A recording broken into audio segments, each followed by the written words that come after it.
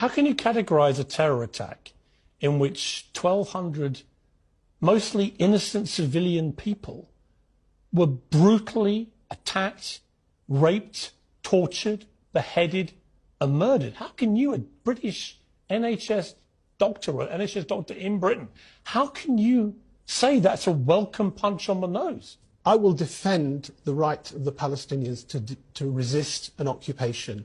When you look at that... That's not resistance, that's terrorism. When you look at what happened on the 7th of October, as if that is the day that everything started... I didn't say that. Do you think what happened on October the 7th was a terror attack? It's a Did resistance, you say no? It's a resistance...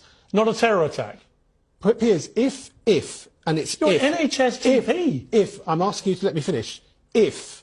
Right, our Islamic standard in conflict, in warfare, our Prophet, peace be upon him, sallallahu alayhi wasallam, he said, you can't kill children, you can't kill women, you can't kill the elderly, you can't mutilate. Hamas did all that. If anybody did that, if... What do you mean if? I say if because... They literally broadcast it on their own streaming platforms. Well, I'll tell you what a lot of us saw. Hamas broadcast it merrily to the world. And here's us doing these terrible things. And what do you mean if? What many of us saw on that day were videos coming out showing people saying, we will not harm women, we will not harm children. Do me a favour. No, that's what... Doctor. I'm saying that. I'm saying that. Resistance is a right in Islam. It's a right in international law.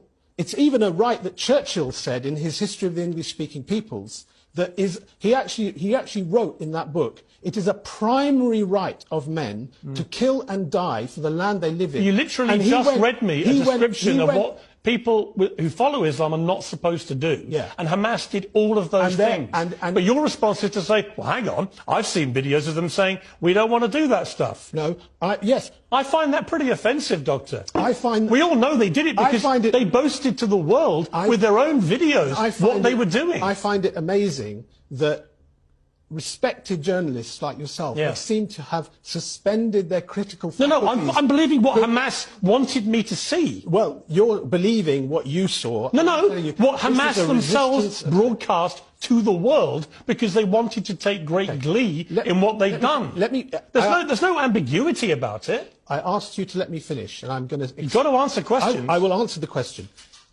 Let's agree on a principle. If atrocities were committed, right, I will never condone them. Right, I will say that. So do you condemn what happened on October the 7th?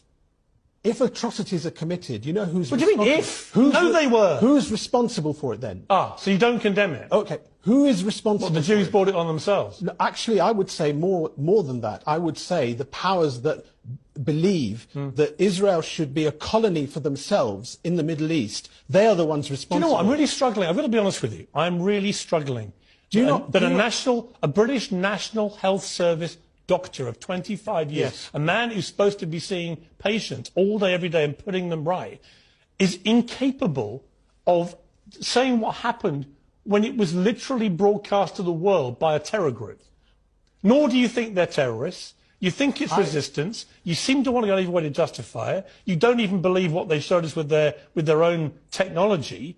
And I'm just curious. Do you think any of this is compatible with you being a doctor in the National Health Service?